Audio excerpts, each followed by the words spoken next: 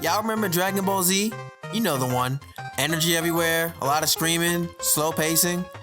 If there's one concept they redacted extremely quickly, it's not Super Saiyan, it's power levels. Wait, isn't that the same category because of the scaling? Shut up!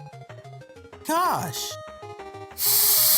Power levels. Surfing through the internet, swaps by watching cartoons. Yeah, they give TVMRS, now they seeing how we move it. You know, seeing other planets, making music, speakers booming. Got no time for marionettes, I stay bagging by my lonely. Yeah. Time to take a trip to outer space. Time to take a trip back to cartoon land. Time to take a trip, yeah, we coming back. Time to take a trip, just chill, relax. Time to take a trip on the road again. The Vintage Messiah Radio Show. Is this thing on? Hello? Oh. Hey guys, Vintage Messiah here. And today on the radio show, we're going to talk about power levels. I'm sure most of you would think that's irrelevant, as why would we scale everyday people with power levels when Saiyans and Namekians are so different from that? Well, to keep it short, we're going to use a real-world power scaling system that makes sense, so I don't have to explain what Dragon Ball Z is. I need a sponsor. Dragon Ball Z is a continuation to an early anime based on a manga by artist Akira Toriyama, in which the series is about a martial artist or a Z-fighter named Goku who seeks to find higher strength, fight tough opponents, and hardly spends time with his family unless they're fighting. Wait, I didn't write that joke here. What the f? Power levels in Dragon Ball Z were used as a means to have a sense of one's strength without ever fighting them. This was done by detecting energy levels and strength through devices or mental concentration to scale out a person's battle power as a threat or prey. This energy was referred to as ki, and the more of it a person had, the stronger they were. Of course, in the real world, we would compare this to chi, or chakra wheels in a sense, although we won't be shooting beams or flying through the air. But many other articles suggest that superpowers are in fact real, but they won't be listed here. My system is completely different, made up of 5 categories: creativity, intelligence, fitness, charisma, and strength. But there's also a secret 6 that not too many people know about. Goku was a very legendary warrior for most of the series throughout its continued runtime to this day. He has access to a range of forms and techniques, and a diverse knowledge of skills, as well as battle sense from an early age. However, he was a very playful and innocent personality outside of fighting. He has an inhumane appetite and sometimes makes decisions not everyone could understand. The 6th category that I was talking about here is spirit. In many shonen, tokusatsu, and other forms of Japanese media that I have seen, while some are outside of this conclusion, there are quite a few with what is referred to as the chaotic good main character. They have unrealistic degree of positive attitude and swagger, as well as extreme athletic, intellectual, or supernatural abilities that make them a cut above the rest, no matter what they do. Allow me to tell you what happens when a chaotic good character becomes the anti-hero after this commercial break. You're tapped in to the Vintage Messiah Radio Show.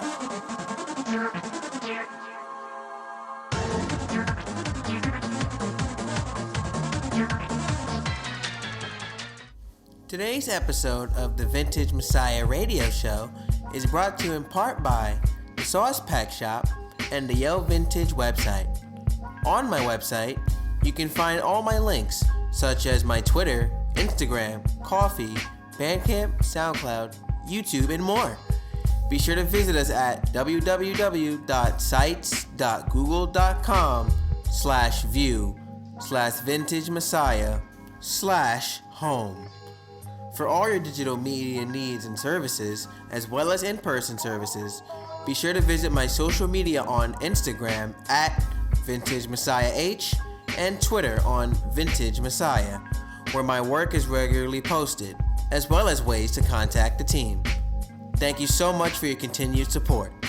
Now, back to the show.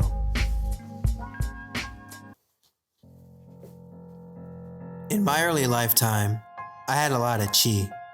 I was playful, energetic, excited, and motivated. I was capable of doing great things, and no matter what, my energy was powerful. I had the strength for sports, charisma for business and girls, fitness for basketball, and so much more. Math wasn't even worth putting against me. I had always beat it. All 5 of my core centers were filled, and I never knew why, but it felt good. It felt good to have energy that made me feel like a king and a squad at the same time. I thought I was invincible, and I never knew to think why. Now, realistically, I had a very strong imagination and a very strong sense of character, but this will come back to haunt me. It felt like I was king of the hill.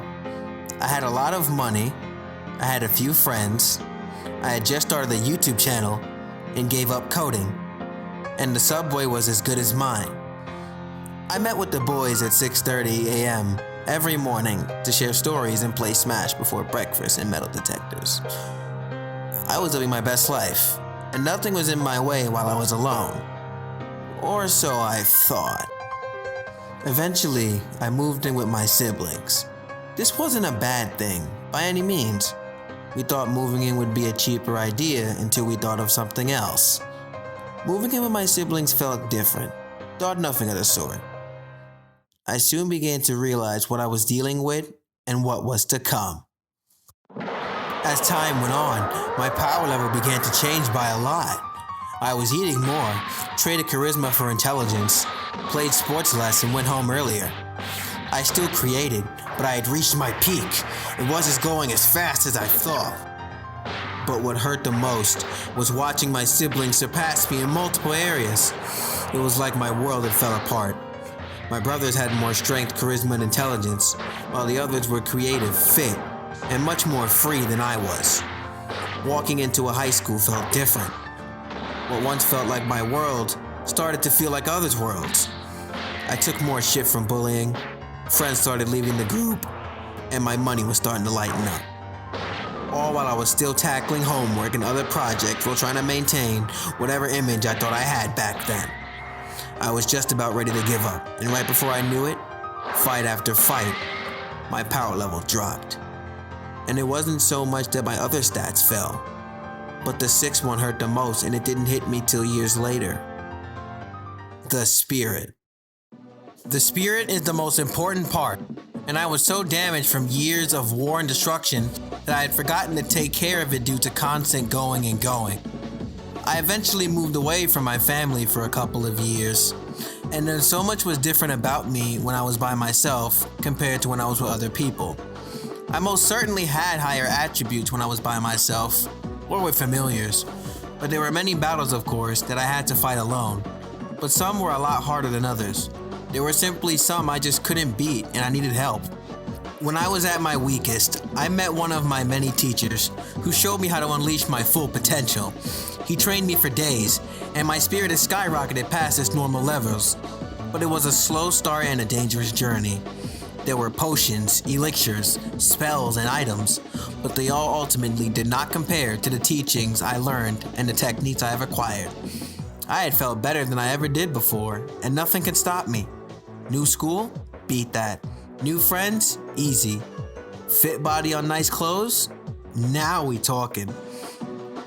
I had many friends in the background rather than the foreground, and it made me much happier knowing I knew I had people I could rely on, including myself. But there is another side I should be wary of. But good thing that's under control now. You there. I'm afraid this story has not yet reached its conclusion. There are 2 subcategories of energy that he forgot to mention: dark energy and light energy. As he built up one tremendously, the other grew just as strong unintentionally due to many painful events. Several years went past without a word from the family, and several old friends stayed their separate paths. The new warrior cared not for justice and fairness for others, but for self-preservation and self-improvement.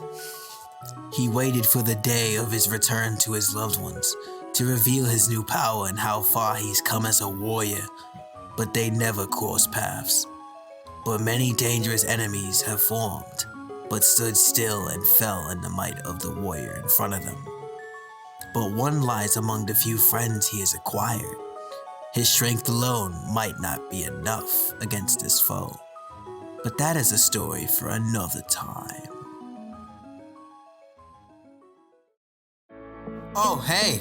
This was quite a long adventure that I packed a lot into and set up for an exciting sequel in the future where I talk about one of my many battles in this style. I have a lot more cool stuff like this planned and didn't have a lot of room to discuss and explain the things I talked about. But we can discuss and explain in the comments of my social media. Be sure to tag me on Instagram and Twitter to discuss more about this episode and your thoughts, or any ideas for new episodes. Thank you so much for your support, and I hope you have a wonderful day.